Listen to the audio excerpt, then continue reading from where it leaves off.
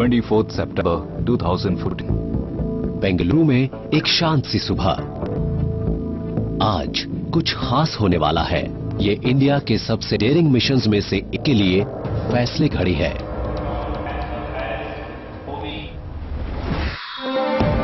ये है मार्स तक होने वाली इसकी पहली इंटरप्लैनेटरी जर्नी। बेंगलुरु के मिशन कंट्रोल रूम में प्राइम मिनिस्टर श्री नरेंद्र मोदी अपनी आंखों के सामने हिस्ट्री को अनफोल्ड होता देख रहे हैं। भारत के स्पेस रिसर्च ऑर्गेनाइजेशन के टॉप बॉसेस के राधाकृष्णन और एएस किरण कुमार इस मिशन की प्रोग्रेस पर बेहद खामोशी से नजर रख रहे हैं।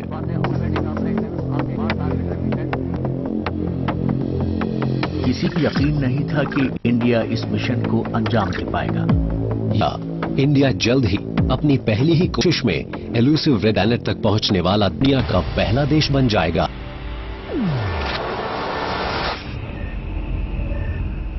लेकिन इस एक्साइटमेंट से भरे मोमेंट को और भी ज्यादा ड्रामेटिक बनाती है ये बात कि मार्शियन ऑर्बिट में दाखिल होने वाले अहम पलों के दौरान स्पेसक्राफ्ट मंगलयान मार्स के पीछे पहुंच जाएगा और धरती से नजर नहीं आएगा, जिससे मिशन टीम के साथ उसका सारा कम्युनिकेशन खत्म हो जाएगा। मिशन कंट्रोल रूम में टेंशन बहुत ज्यादा है। 300 दिन, पृथ्वी से 65 करोड़ किलोमीटर से भी ज्यादा दूरी, और अब वो पल आ पहुंचा है जो ये तय करेगा कि क्या इंडिया का मार्स ऑर्बिटर या मंगलयान मार्शियन ऑर्बिट में कामयाबी से दाखिल हो पाया।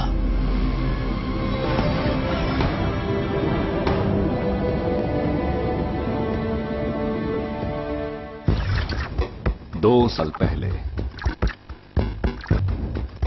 Bengaluru, south India. इसे साइंस और इनोवेशन का एक हॉटबेड कहा जा सकता है। ये है इंडिया की सिलिकॉन वैली। ये इंडिया की स्पेस सिटी भी है और यहाँ देश के कई स्पेस सेंटर्स मौजूद हैं। ISRO telemetry tracking and command network, ISRO satellite integration and test establishment. Mars के लिए इंडिया के एडवेंचर की शुरुआत 2012 में हुई थी, जब इंडिया के स्पेस साइंटिस्ट्स ने मार्स पर एक ऑर्बिटर भेजने के लिए एक एम्बिशियस प्लान के बारे में सोचा। ये इंडिया की पहली इंटरप्लैनेटरी जर्नी होने वाली थी। कामयाब होने पर मार्स तक पहुंचने वाली दुनिया की चौथी स्पेस एजेंसी और एशिया में पहला देश बनने वाला था। अभी हाल ही में हमारी कैबिनेट ने मार्स ऑर्बिटर मिशन को मंजूरी दी। इस मिशन के तहत भारत का अंतरिक्ष यान मंगल ग्रह के पास जाकर महत्वपूर्ण वैज्ञानिक जानकारी इकट्ठा करे। मुझे लगता है कि 21st सेंचुरी में कई फ्रंट्स पर इंडिया और चाइना के बीच एक एशियन स्पेस रेस शुरू होगी और कम से कम मार्स पहुंचने में इंडिया के पास वो अपॉर्चुनिटी है जिससे वो चाइना से आगे निकल जाएगा। 2011 में जब चाइनीज मिशन फेल हुआ, उस वक्त इंडिया के पास उससे आगे निकलने का एक मौका था। Satish Dhawan space centre, Sriharikota, India.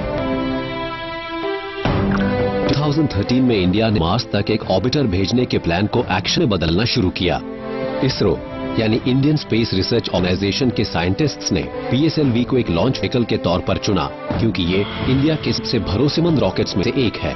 PSLV C-25 rocket की ऊंचाई किसी 15 मंजिला इमारत जितनी है, लेकिन इतना बड़ा साइज होने के बावजूद इसमें इतनी ताकत नहीं थी कि ये मंगलयान को सीधे ही मार्स तक भेज सके।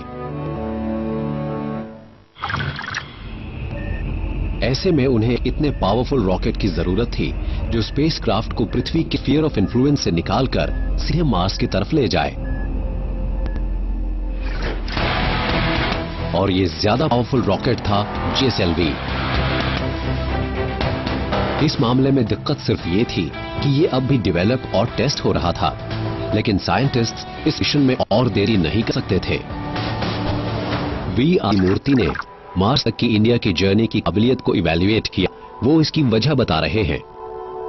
ये मॉडल है अर्थ, मार्स और सन का, और हम जानते हैं कि प्लैनेट्स सन के चारों तरफ अलग अलग रफ्तार से घूम रहे हैं। और कॉम्प्लेक्स कैलकुलेशन से पता चलता है कि हमारे लिए मार्स तक जाने के लिए तकरीबन डेट होगी 24 सितंबर 2014, और अगर हम ये मौका चूकते हैं तो हमें अगला मौका 26 महीने के बाद मिलेगा। तो हमने डिसाइड किया कि हम इसी डेट को जाएंगे जो हमने कैलकुलेट की है, on Mars on 24th September 2014. इसका मतलब था कि मंगलयान को पृथ्वी की ऑर्बिट को एकदम सही वक्त पर छोड़कर मार्स के सफर के लिए आगे बढ़ना था और मार्स के ऑर्बिट में दाखिल होना था 24 सितंबर 2014 को। यानी मार्स यहां पर होगा और मंगलयान यहां पर होगा। अगर हम जल्दी लॉन्च कर देते हैं तो मंगलयान मार्स से आगे पहुंच जाएगा, और अगर देर से लॉन्च करते हैं तो मंगलयान पीछे रह जाएगा, और दोनों ही मामलों में ये मिशन फेल हो जाएगा। मंगलयान को इस क्रूशल विंडो में ही लॉन्च किया जाना था, तो ये जिम्मेदारी PSLV और इसरो साइंटिस्ट्स के कंधों पर ही आई, जिन्हें अब एक इनोवेटिव फ्लाइट प्लान तैयार करना था। अगर हम एक अनोखा मिशन डिजाइन बना पाते हैं तो इंडिया खुद के PSLV के जरिए ही स्पेसक्राफ्ट को लॉन्च कर पाता। एंड वी डिसाइडेड कि ये एक टेक्नोलॉजी मिशन होने वाला है जो साबित कर देगा कि इंडिया मार्स के ऑर्बिट में भी स्पेसक्राफ्ट भेज सकता है। और जो प्लान पेश किया गया वो काफी डेयरिंग था और इंडिया ने पहले कभी इसे ट्राई नहीं किया था। साइंटिस्ट्स एक ऐसा बड़ा मास ऑर्बिटर बनाने वाले थे जो भारत द्वारा अब तक बनाए गए सबसे फास्ट और इंटेलिजेंट स्पेसक्राफ्ट्स में से एक था, और फिर इसे PSLV पर लोड किया जाता था। इसे पहले अर्थ के ऑर्बिट में लॉन्च किया जाने वाला था। इसके बाद साइंटिस्ट्स इसे पृथ्वी के चारों तरफ घुमाते, धीरे धीरे इसकी वेलोसिटी बढ़ाते और इस ऑर्बिट लेवल्स को इतना बढ़ाते कि इसकी रफ्तार पृथ्वी के स्फीयर ऑफ इन्फ्लुएंस से अलग हो जाने लायक बन जाती। फिर इसे मार्स के रास्ते पर बढ़ाया जाता और ये लगभग 300 दिन में 65 करोड़ किलोमीटर से ज्यादा का फासला तय करता। मंगलयान स्पेस में 20 किलोमीटर पर सेकेंड से ज्यादा की स्पीड पर जाने वाला था। अर्थ पर इतनी स्पीड से सफर करके करीब 9 मिनट में ही नई दिल्ली से न्यूयॉर्क पहुंचा जा सकता है। मंगलयान इतनी ही रफ्तार से मार्स की तरफ जाने वाला था। इसके बाद रेड प्लैनेट की सतह के करीब 500 किलोमीटर नजदीक पहुंचकर मार्स ऑर्बिट में दाखिल होने वाला था। मार्स ऑर्बिटर मिशन के पूरे इंडिया में सेंटर्स थे और हरी झंडी मिलने पर वो इस चुनौती भरी इंटरप्लैनेटरी जर्नी को अंजाम देने के लिए 24 घंटे काम कर लगते। बेंगलुरु के इसरो सेंटर्स ने मंगलयान को डिजाइन किया, बनाया और टेस्ट किया। अहमदाबाद में इसे कैमरा और साइंटिफिक इंस्ट्रूमेंट्स बनाए गए और इसे लॉन्च किया जाना था श्रीहरिकोटा से। व्यालालू के डीप स्पेस एंटेना इसके कम्युनिकेशन को ट्रैक करने वाले थे और बेंगलुरु का मिशन कंट्रोल रूम इसे मॉनिटर और नेविगेट करता। मंगलयान की ड्रीम टीम में ऐसे जाने माने स्पेस साइंटिस्ट थे जिन्होंने पिछले 3 से 4 डेकेड्स में भारत के कई सैटेलाइट मिशंस में काम किया था। के राधाकृष्णन लॉ के वक्त इसरो के चेयरमैन थे और मार्स के इंडिया मिशन के लिए अहम रोल निभा रहे थे। AS किरण कुमार को सैकड़ों वर्स्ट केस सिनेरियोस के बारे में सोचना था। उनकी सबसे बड़ी चिंता फ्यूल के इस्तेमाल को लेकर थी। M अन्नादुरई ने इंडिया के पहले मून मिशन चंद्रयान 1 को लीड किया था। उसी एक्सपीरियंस बल पर वो एक कम खर्चीला मार्स मिशन डिजाइन करने वाले थे। S अरुणन का सबसे बड़ा चैलेंज था एक ऐसा इंटेलिजेंट स्पेसक्राफ्ट बनाना जो ऑटोनमस हो या अपने बुद्धि अपने ज्यादातर काम कर सके। इस टीम के लीड मेंबर्स कामयाब लूनर मिशन चंद्रयान 1 पर काम कर चुके थे, लेकिन ये उनका पहला इंटरप्लैनेटरी मिशन था। उनकी साइंटिफिक एक्सपर्टीज की टेस्टिंग हर मोड़ पर नहीं थी। चंद्रयान के लिए हमने जो किया उसे ग्रेजुएशन कहा जा सकता है और चंद्रयान से मार्स तक को कह सकते हैं पोस्ट ग्रेजुएशन, यानी एक अगले कदम जैसा है। मतलब पहले सीखी गई हर चीज को इस्तेमाल किया गया चंद्रयान में, फिर मार्स में, मतलब इसका पूरा फायदा हुआ। 1335 किलोग्राम वजन वाला Mars orbiter satellite elliptic orbit में एंटर करेगा। लॉन्च सेंटर में काफी गहमा गहमी है। साइंटिस्ट को इस लिफ्ट ऑफ के हर पहलू की निगरानी और मंगलयान के 300 दिन से ज्यादा की स्पेस जर्नी को लगातार ट्रैक करना होगा। उन्हें हर स्टेज पर इंफॉर्मेशन चाहिए होगी और इंडिया अकेले ये काम नहीं कर सकता। इस ट्रैक के लिए एक बहुत बड़ी जरूरत ये थी कि हमें कंट्रोल सपोर्ट के लिए लगातार मास डेटा मिलता रहे।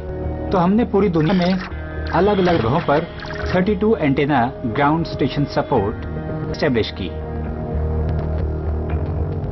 लॉन्च के दौरान श्रीहरिकोटा, पोर्ट ब्लेयर, ब्रुनाई और इंडोनेशिया के ग्राउंड स्टेशंस रॉकेट को ट्रैक करके डेटा को मिशन टीम तक रिले करने वाले थे, लेकिन जब रॉकेट साउथ पैसिफिक ओशन के ऊपर पहुंचता तो ग्राउंड स्टेशंस उसे ट्रैक नहीं कर पाते और मिशन टीम बिना कम्युनिकेशन के कुछ नहीं कर पाती। काफी सोच विचार के बाद आखिर एक सोल्यूशन सामने आया। पावरफुल एंटेना के साथ 2 शिप को पैसिफिक में तैनात किया जाना था और वही दोनों लॉन्च के इस हिस्से इंफॉर्मेशन भेजने वाली थी। लेकिन तभी टीम के सामने पहली मुश्किल आई।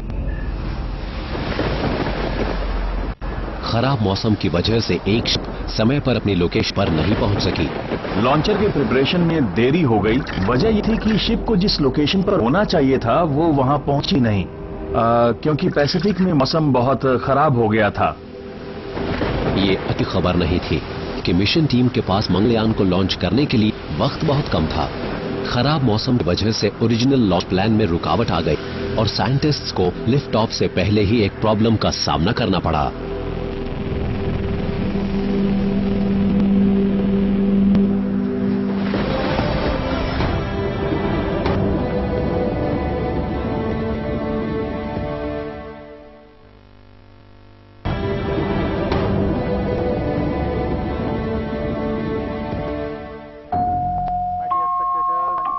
इंडिया के मिशन टू मार्स टीम के सामने एक चैलेंज आ गया है। मंगलयान के लॉन्च के दौरान ट्रैकिंग के लिए जरूरी पावरफुल एंटेना को ले जा रही 2 शिप्स में से एक खराब मौसम की वजह से अपनी लोकेशन पर नहीं पहुंच पाई। ऐसे में मिशन टीम को अपनी कैलकुलेशंस में बदलाव करके एक नई लॉन्च डेट तय करनी पड़ी। दृष्टि से बेहद जटिल और कठिन है। पहले लॉन्च किया जाना था अक्टूबर के एंड में, लेकिन खराब मौसम की वजह से व्हीकल ट्रैकिंग शिप अपनी लोकेशन पर नहीं पहुंच पाई, तो सारी अरेंजमेंट्स डिले हो गई। फिर लॉन्च का डेट हो गया नवंबर 5।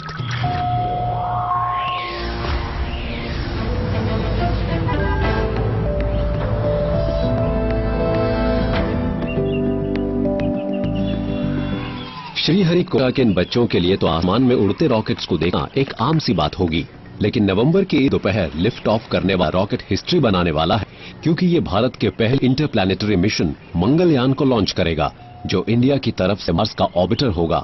5 नवंबर 2030, Satish Dhawan launch centre, Sriharikota, India. आज है लॉन्च का दिन और पूरी दुनिया की निगाहें इंडिया पर हैं।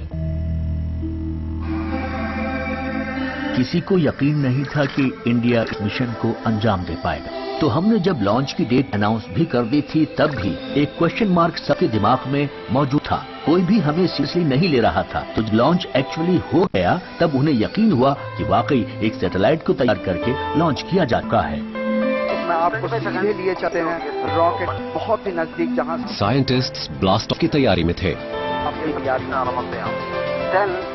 9, 8, 7, 6, 5, 4, 3, 2, 1, 0, +1, 2. Normal.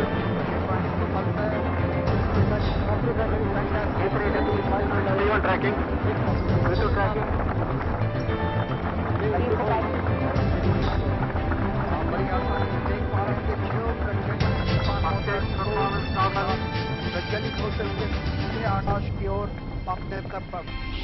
Sriharikota, port Blair, Brunei और इंडोनेशिया के स्टेशन सिग्नल भेजने लगे, जिससे लॉन्च के पहले 3 फेज की कामयाबी कंफर्म हो गई। रॉकेट इसके बाद 26 मिनट तक साउथ पैसिफिक ओशन के ऊपर क्रूज करता रहा और किसी भी ग्राउंड स्टेशन को 10 मिनट तक उसके सिग्नल नहीं मिले। इसके बाद आया क्रुशियल 4th स्टेज, जब मंगलयान लॉन्च व्हीकल से अलग हुआ और ऑर्बिट में पहुंच गया। इस स्टेज पर कम्युनिकेशन बहुत जरूरी था और यहीं पर इन 2 शिप्स का रोल सामने आता है। टीम बड़ी बेताबी के साथ सिग्नल का वेट रही थी ताकि पता चल सके कि सब कुछ प्लान के मुताबिक हो रहा है। पहली शिप की नजर रॉकेट इंजन के इग्निशन पर थी। कुछ मिनट बाद दूसरे शिप ने क्राफ्ट सेपरेशन को मॉनिटर किया। मंगलयान आखिरकार अर्थ के एलिप्टिकल ऑर्बिट में पहुंच गया।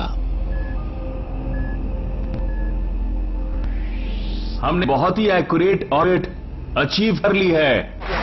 कमांड सेंटर में हर तरफ खुशी छा गई। 16.4 के बाद और इस समय हम 2626 तरफ भारत के मार्स मिशन में मीडिया की दिलचस्पी को देखते हुए कमांड सेंटर के एक्शन को टीवी पर लाइव दिखाया गया, सोशल मीडिया पर भी इसे शेयर किया गया। पूरी दुनिया ने इसे देखा।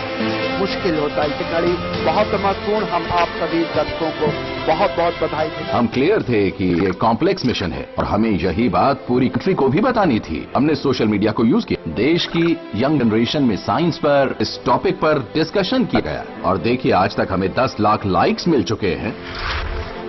इधर इंडिया अपने मार्स ऑर्बिटर के कामयाब लॉन्च का जश्न मना रहा था, तो उधर अमेरिका ने भी अपने मार्स मिशन मेवन को लॉन्च कर दिया।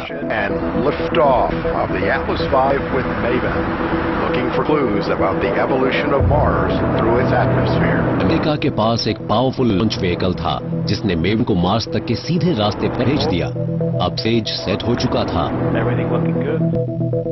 इस कामयाबी को हासिल करने के लिए इंडिया पर बहुत प्रेशर था। इंडिया फेल नहीं हो सकता था। मंगलयान सिर्फ 15 महीने के रिकॉर्ड टाइम और 7 करोड़ 40 लाख अमेरिकन डॉलर के बजट में बनाया गया था, जबकि नासा के मार्स ऑर्बिटर मेवन का बजट 67 करोड़ अमेरिकन डॉलर था। इसे सिर्फ 7 करोड़ डॉलर बनाया गया। इससे न सिर्फ पैसे की भारी बचत हुई, बल्कि पूरी दुनिया के लिए इंटरप्लैनेटरी मिशंस को नई नजर से देखने का रास्ता भी खुला, जिन पर 10 करोड़ डॉलर से कम लागत आती है। ISRO Satellite Integration and Test Establishment। India के मंगलयान जैसे बेहद सस्ते स्पेसक्राफ्ट्स को बेंगलुरु के इसरो की इस हाई सिक्योरिटी फैसिलिटी में बनाया जाता है। साइंटिस्ट खास तौर पर डिजाइन किए गए एक क्लीन रूम में काम करते हैं। धूल मार्स ऑर्बिटर जैसे डीप स्पेस सैटेलाइट्स की एक बहुत बड़ी दुश्मन होती है। धूल का एक जरा सा कण सिस्टम को जैम करके बड़ी तबाही पैदा कर सकता है। मंगलयान एक बहुत ही छोटा चौकोर यान है। ये किसी ऑटो रिक्शा से जरा छोटा लेकिन उससे 3 गुना वजन होता है। मंगलयान पर लगे सिस्टम्स मिनिएचर्ड और हल्के वेट के होते हैं। आपको चीजें छोटी चाहिए क्योंकि उन्हें आपको दूर से दूर भेजना होता है। बेसिकली इसमें मिनिएचराइजेशन का लेवल बहुत हाई होता है, जिससे पहले कभी ट्राई नहीं किया गया है। मंगलयान का ब्रेन एक बेहद इंटेलिजेंट सिस्टम होता है, जिसके जरिए ये करोड़ों किलोमीटर दूरी से मिशन टीम से बात करता है और खुद ब खुद काम भी करता है। सोलर पैनल्स इस ब्रेन को पावर देंगे, लेकिन बैकअप के लिए इसमें एक लिथियम आयन बैटरी भी है। इसके हाई पावर्ड एंटेना डायरेक्शन अर्थ की तरफ होगी ताकि ये मैसेजेस को सेंड और रिसीव कर सके। स्टार सेंसर्स और जायरोस्कोप्स नेविगेशन एड्स की तरह काम करके ऑर्बिटर को उसके सही रास्ते पर बनाए रखते हैं। इसके 5 इंस्ट्रूमेंट्स मार्स के बारे में साइंटिफिक इंफॉर्मेशन धरती पर भेजेंगे। इसका इंजन लिक्विड फ्यूल से चलता है। इसे इस फ्यूल का इस्तेमाल बहुत ध्यान से करना होता है। 61 करोड़ किलोमीटर से भी लंबी यात्रा के दौरान इसके पास दोबारा फ्यूल लेने के लिए कोई जगह नहीं होगी और मिशन टीम के लिए ये उसके सबसे बड़े चैलेंजेस में से एक था। कामयाब लॉन्च के बाद मंगलयान को पृथ्वी के पास एक इलिप्टिकल ऑर्बिट में रखा गया है।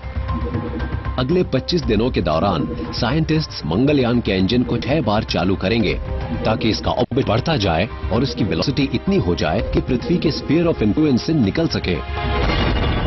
मंगलयान के मामले में हम क्या किया मैं आपको दिखाता हूँ। मान लीजिए वो रेड बॉल मंगलयान है। हम इसे अर्थ के इर्द गिर्द बड़े और तेज लूप्स घुमाएंगे जब तक इसकी वेलोसिटी काफी तेज ना हो जाए, और जब हमें वो वेलोसिटी मिल जाएगी हम इसे मार्स की तरफ बढ़ा देंगे।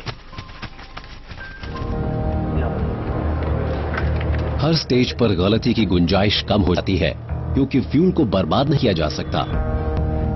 मंगलयान पृथ्वी के इर्द गिर्द ऑर्बिट को बढ़ाने से जुड़े 3 ऑपरेशंस पूरे कर चुका है और हर एक ऑपरेशन पहले से बड़ा है।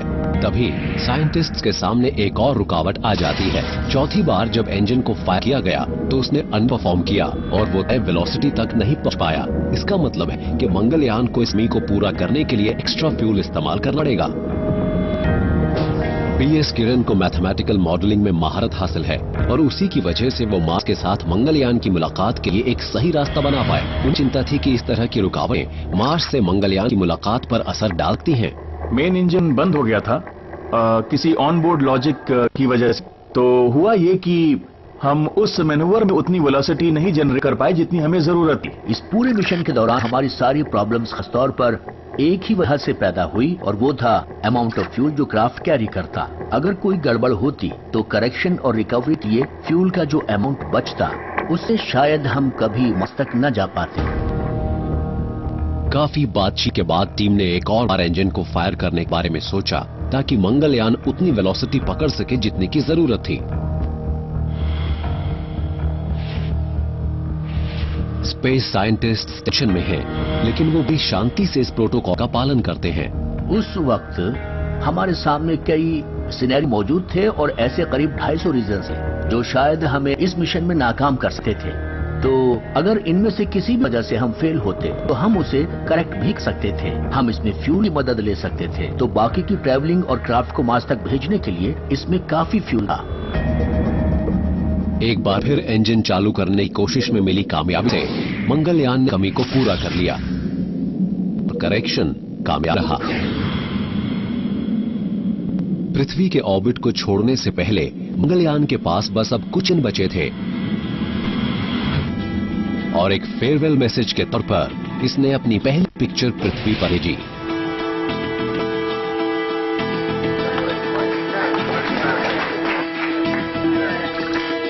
Satellite application centre, Ahmedabad.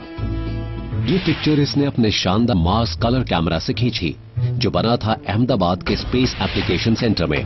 ये कैमरा और इस सेंटर में डिजाइन किए गए दूसरे इंस्ट्रूमेंट्स इस मिशन के लिए बहुत अहमियत रखते थे, क्योंकि इन्हीं के जरिए मंगलयान मार्स की सतह और एटमॉस्फेयर स्टडी करके इस इंफॉर्मेशन को वापस पृथ्वी पर भेज सकता था।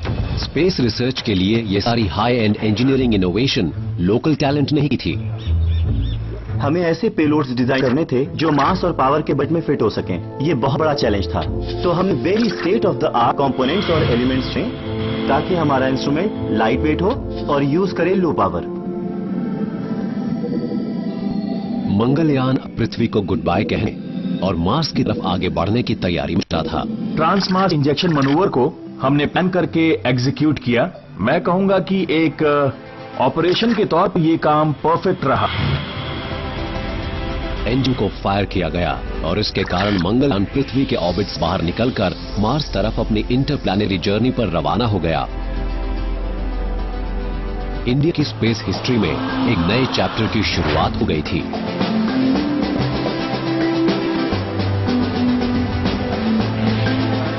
मंगलयान पृथ्वी से जितनी दूर जाता उसके साथ कांटेक्ट खत्म होने का खतरा उतना ही ज्यादा था।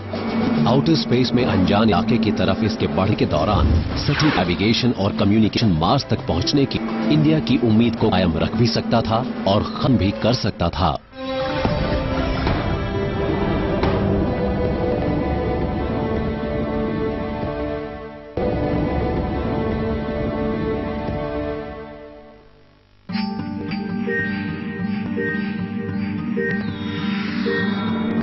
इंडिया का मार्स ऑर्बिटर मंगलयान अब 20 किलोमीटर प्रति सेकंड से भी ज्यादा की स्पीड पर मार्स की तरफ बढ़ रहा था।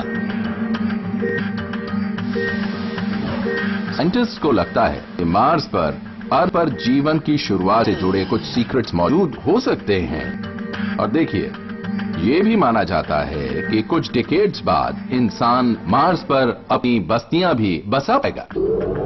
फ्यूचरिस्ट्स मार्स के पृथ्वी के नजदीक होने की वजह से इसमें दिलचस्पी रखते हैं। कई मायनों में ये एक छोटी पृथ्वी जैसा है। इसकी सतह काफी कुछ पृथ्वी जैसी है और इसके एक दिन की अवधि 24 घंटे से थोड़ी ज्यादा है। मार्स पर एक साल पृथ्वी के 2 साल के बराबर होता है और मार्स पर वजन पृथ्वी के मुकाबले लगभग 1/3 कम होता है। पृथ्वी की ही तरह यहाँ वोल्केनोज, कैनियंस और पोलर आइस कैप्स भी हैं। यही बात स्पेस साइंटिस्ट्स को एक्साइट करती है कि वहाँ फ्यूचर में कॉलोनीज बसाई जा सकती हैं। Former president APJ Abdul Kalam ने मुझसे कहा था, earth, moon and Mars are all part of one industrial complex. उन्हें लगता था कि मून पर भी माइनिंग होगी, मार्स पर भी माइनिंग होगी और ह्यूमन रेस बड़ी ही आसानी के साथ अर्थ, मून और मार्स के बीच ट्रेवल किया करेगी। मंगलयान पृथ्वी के ऑर्बिट को छोड़ने के बाद मार्स की तरफ बढ़ते वक्त करीब करीब फ्रिक्शनलेस वैक्यूम में है। इसके इंजन को स्विच ऑफ कर दिया गया है और इसे 300 दिन बाद तब चालू किया जाएगा जब यह मार्स के नजदीक पहुंचेगा। मंगलयान एक अनजान और एक्सट्रीम एनवायरनमेंट में है। क्योंकि ये सूरज से दूर होता जा रहा है, इसे शून्य से भी 150 डिग्री सेल्सियस नीचे के टेम्परेचर का सामना करना पड़ सकता है।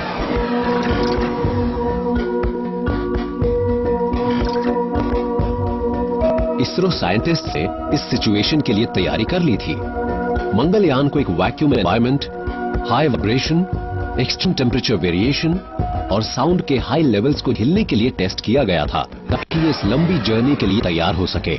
इसकी टेस्टिंग से जुड़ी जरूरतें काफी ज्यादा थीं, क्योंकि हमें कई सिनेरियोज को सिमुलेट करना था। इसलिए हमें अर्थ पर ऐसे हजारों कॉम्बिनेशंस को टेस्ट करने की जरूरत थी, ताकि उसके कुछ पार्ट्स स्पेस में फेल ना हो जाएं। इंडिया का मार्स ऑर्बिटर अपने शेड्यूल को फॉलो कर रहा है और सब कुछ ठीक रहा तो ये मार्स के ऑर्बिट में 24 सितंबर 2014 तक पहुंच जाएगा। लेकिन मिशन टीम जानती है कि ये कहना आसान है लेकिन करना मुश्किल। तो अगर सिर्फ डीप स्पेस ही नजर आता हो तो उसमें किसी स्पेसक्राफ्ट को नेविगेट से किया जाए। सैकड़ों साल पहले भारत के पुराने एस्ट्रोनॉमर्स जैसे आर्यभट्ट और बराहमीर ने बहुत ही बेसिक इंस्ट्रूमेंट्स को इस्तेमाल करके स्टार्स और प्लैनेटरी मूवमेंट्स को मैप किया था। एंशिएंट एक्सपर्ट्स रात में दिखने वाले स्टार्स के जरिए नेविगेशन और एक्सप्लोरेशन करते थे। इसी तरह हमारी मार्स मिशन टीम ने भी स्पेसक्राफ्ट के आसपास मौजूद स्टार्स का इस्तेमाल करके अपनी सही डायरेक्शन को जाना और मार्स की तरफ सही आगे बढ़ी। और इस टीम को लीड किया नंदिन हरिनाथ और ऋतु करिधल ने, जो पावर और कम्युनिकेशन मॉनिटर करती हैं और मंगलयान को सही रास्ते पर बनाए रखती हैं। इस बात को लेकर काफी एंजाइटी थी कि चीजें ठीक से काम करेंगी या नहीं काम करेंगी। मंगलयान के अपनी डायरेक्शन से भटकने के कई कारण हो सकते थे। सूरज के रेडिएशन या इंजन की फायर से स्पेसक्राफ्ट की बॉडी पर फोर्स पड़ सकती थी, जिसकी वजह से स्पेसक्राफ्ट किसी बॉल की तरह घूम या वॉबल कर सकता था।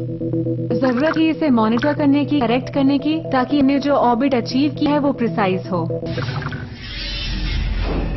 अब इस टीम के सामने एक बड़ा काम ये था कि ये मंगलयान के एंटेना की डायरेक्शन को पृथ्वी की तरफ बनाए रखे कि मिशन टीम लाखों किलोमीटर की इस दूरी के बावजूद इससे कम्युनिकेट कर सके।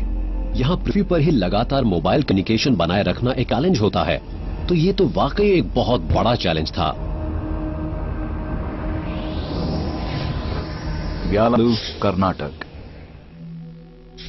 और मंगलयान से कांटेक्ट बनाने का काम कर रहा था ये लाउडमाउथ या डीप स्पेस एंटेना, जो बेंगलुरु बाहर मौजूद एक छोटे से कस्बे ब्यालू में मौजूद है।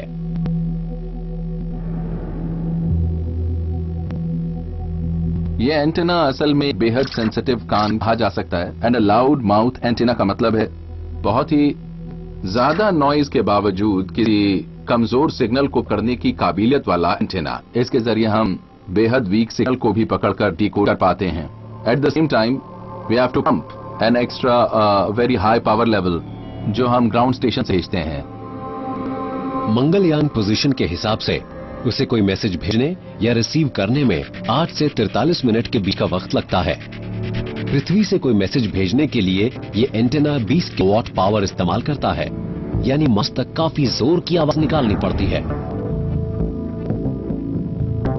इधर बेंगलुरु के मिशन कंट्रोल रूम में काउंटडाउन शुरू हो चुकी है। मंगलयान अब मार्स के नजदीक पहुंच रहा है। पिछले कुछ महीनों के दौरान साइंटिस्ट्स ने मंगलयान के रास्ते को सुधारा है, उस स्पीड को एडजस्ट किया है और उसके कंट्रोल्स को चेक और क्रॉस चेक भी किया है। वो खास पल अब आने ही वाला है जब मंगलयान मार्स के ऑर्बिट में दाखिल होगा, लेकिन सफर का ये हिस्सा चैलेंज से भरा है। मिशन टीम पर बहुत प्रेशर है और एक चीज को लेकर ये चिंता में भी है, ये है मंगलयान का इंजन। इसी इंजन को करीब 9 महीने के ट्रैवल करने के बाद फिर से काम शुरू करना होगा। मंगलयान 20 किलोमीटर पर सेकेंड से भी ज्यादा की स्पीड पर फ्रिक्शनलेस वैक्यूम में अपने इंजन को चालू किए बिना आगे बढ़ता रहा है। इंजन को पिछली बार 300 दिन पहले चालू किया गया था ताकि मंगलयान की स्पीड बढ़ाकर उसे पृथ्वी की स्फीयर ऑफ इन्फ्लुएंस से निकाला जाके इसे अब मार्स ऑर्बिट में दाखिल होने के लिए दोबारा चालू करना होगा। सबसे बुरा होता कि वो नजदीक से निकल जाता या शायद हम उसे मार्स के ऑर्बिट में कैप्चर ही ना कर पाते। अब ये एक चक्कर काट कर दोबारा मार्स के स्फीयर ऑफ इन्फ्लुएंस से बाहर ही निकल जाता। वर्षों की कड़ी मेहनत और प्लानिंग, दिन रात की केयरफुल ट्रैकिंग के बाद अब वो पल आ पहुंचा है जहां इन लोगों के सामने ढेर सी मुश्किलें खड़ी हैं। क्या इंजन अहम वक्त पर चालू हो पाएगा ताकि मंगलयान कामयाबी से मार्स के ऑर्बिट में दाखिल हो सके? सैटेलाइट इतने दिन जैसे एक कोमा में था और फिर इसे जगाया जाना था। तो इसकी तुलना आप रामायण में मौजूद कुंभकर्ण से कर सकते हैं, जो हमेशा सोता रहता है, जब जागता है तो युद्ध के लिए तैयार।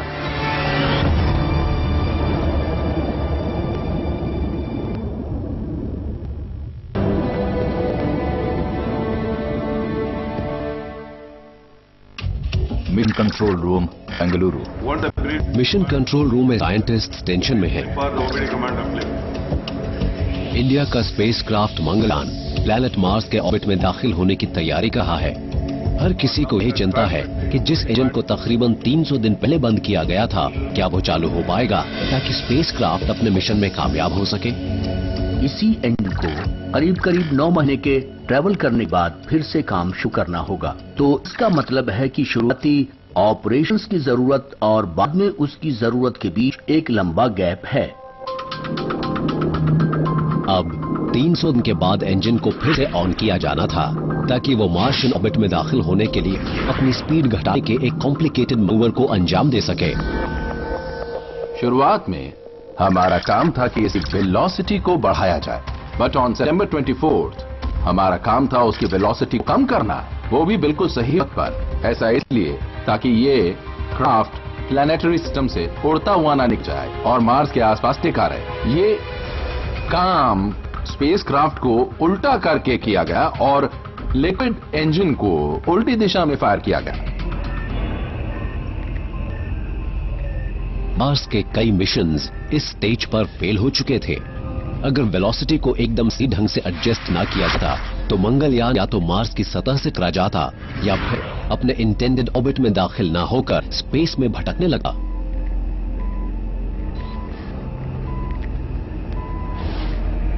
डी-डे मार्स ऑर्बिट इंसर्शन से 2 दिन पहले फैसला लिया गया कि इंजन को टेस्ट करके देखा जाए कि क्या वो स्टार्ट होता है।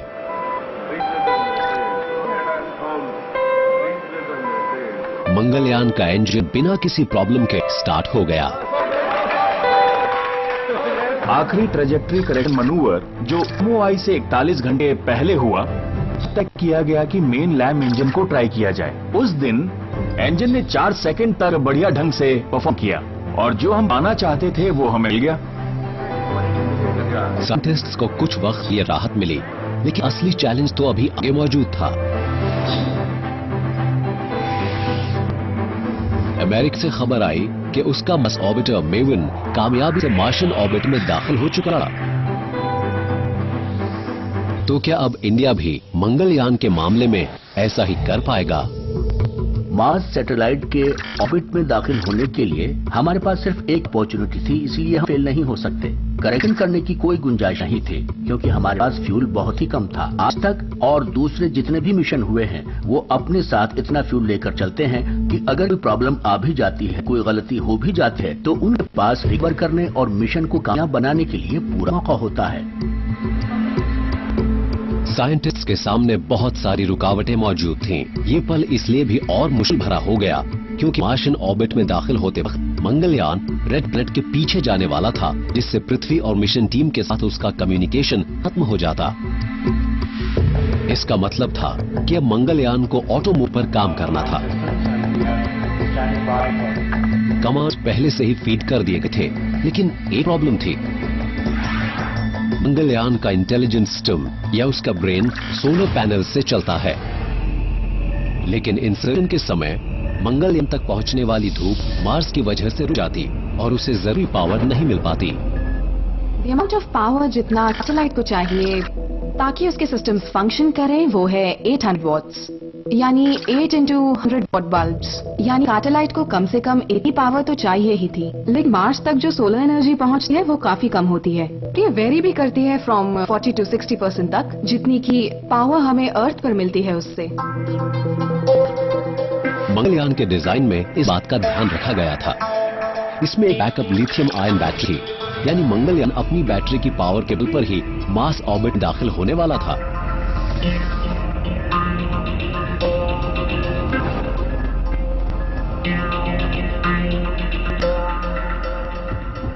सैटेलाइट मार्स के पीछे आने वाली थी तो ये एक ऐसी स्थिति होती जिसे कहते हैं line of site non visibility. इसके अलावा ये एक्लिप्स में भी एंटर करती तो इसका पावर जनरेशन भी कम होता चला जाता। तो कहने का मतलब ये है कि सब बातें नेगेटिव थी। तो हमारा एक्सेस 4 मिनट के बाद खत्म हो जाता, विजिबिलिटी नहीं होती। तो मैं सबसे कहता रहा, prepare for the worst, hope for the best. तो बस यही हमारा मोटो रहा।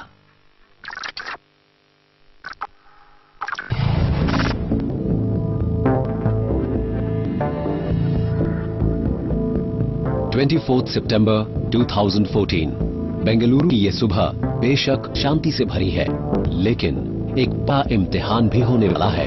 ये इम्तिहान है भारत के सबसे डेयरिंग मिशन में से एक का।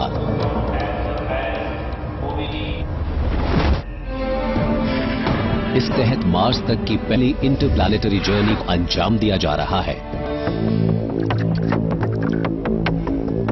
मिशन कंट्रोल रूम में प्राइम मिनिस्टर श्री नरेंद्र मोदी अपनी आंखों के सामने एक नया इतिहास बनता देख रहे हैं। इंडिया के स्पेस रिसर्च ऑर्गेनाइजेशन के टॉप बॉसेस के राधाकृष्णन और एएस किरण कुमार खामोशी से इस मिशन की प्रोग्रेस पर नजर रखे हुए हैं।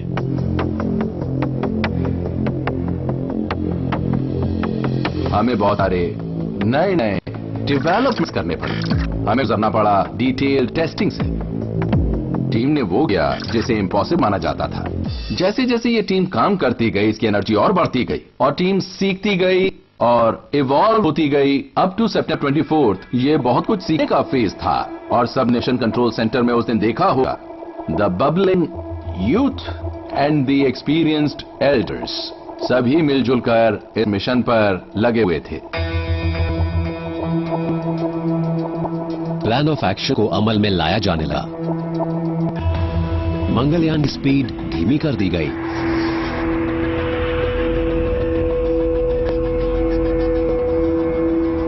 इग्निशन से 5 मिनट पहले मंगलयान एक एक्लिप्स में दाखिल होकर मार्स शैडो में पहुंच गया। मार्स की वजह से ऑर्बिटर तक सूरज की रोशनी ना पहुंच पाने के कारण सोलर पैनल जरूरी पावर जनरेट नहीं कर पा रहे थे। ऐसे में मंगलयान ने अपनी लिथियम आयन बैटरी को स्विच ऑन किया। इस वक्त भी मंगलयान पृथ्वी से नजर आ रहा था। इंजन स्टार्ट हो गया, लेकिन 4 मिनट बाद मंगलयान मार्स के पीछे चला गया, जिस मिशन टीम के साथ उसका तमाम कम्युनिकेशन खत्म हो गया। अब अगला सिग्नल 25 मिनट बाद ही मिलने वाला था।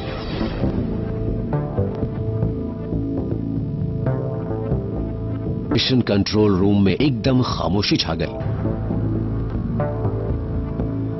मंगलयान से कोई सिग्नल नहीं मिल रहा था।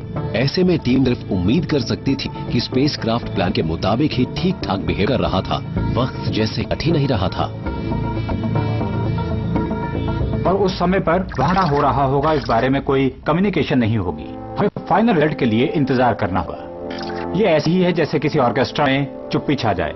लाइफ ऐसी ही होती है और स्पेस साइंस भी ऐसी ही रही है। हमें करीब आधे घंटे के इस पीरियड तक इंतजार करना पड़ा।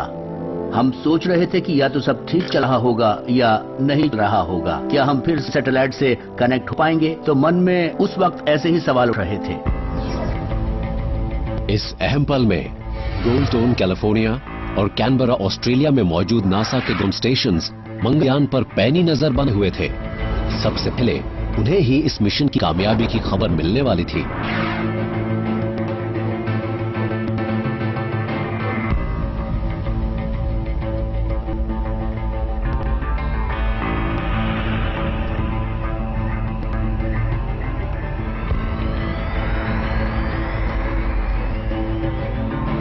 एक्लिप्स खत्म होते ही मंगलयान से पहला मैसेज आ गया। ये कामयाबी से मार्स ऑर्बिट में दाखिल हो गया था। साइंटिस्ट्स की खुशी की कोई सीमा नहीं थी। प्राइम मिनिस्टर श्री मोदी की खुशी भी देखते बन रही थी। भारत के स्पेस प्रोग्राम में ये बहुत ही खास पल था।